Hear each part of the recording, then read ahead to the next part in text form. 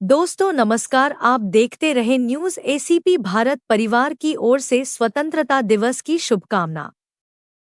स्वतंत्रता दिवस की सभी देशवासियों को सहकारी संस्थाओं की ओर से हार्दिक शुभकामनाएं के साथ शासन की योजनाओं का सफल क्रियान्वयन कर रही समितियां किसानों को समय पर ऋण वितरण, खाद एवं समर्थन मूल्य पर मूंग खरीदी में किसानों को कई किलोमीटर तक ट्रैक्टर लाइन तुलाई की समस्याओं को रहटी शाखा प्रबंधक रघुवीर मालवीय ने समिति के कर्मचारी सहित रात दिन मेहनत कर किसानों की मूंग तुलाई की गई। इसमें प्रशासक के रैगवार एवं विनोद कुमार जैन, रहटी सहकारी संस्थाओं के प्रबंधक चंद्रपाल सिंह, बोरी से नन्नू सिंह, बोर्धी से माधव सिंह, चकल्दी एवं लावापानी से गजेंद्र कुलकर्णी, सोयत से चैन सिंह लोवंशी, मांजरकुई से सुरेंद्र लोवंशी, मर्दानपुर से केवल सिंह, उइके मोगरा से धर्मेंद्र पाराशर के सहयोग से किसानों को समय पर मूंग तुलाई हो सकी। किसानों की ओर से उन्हें बधाई दी गई।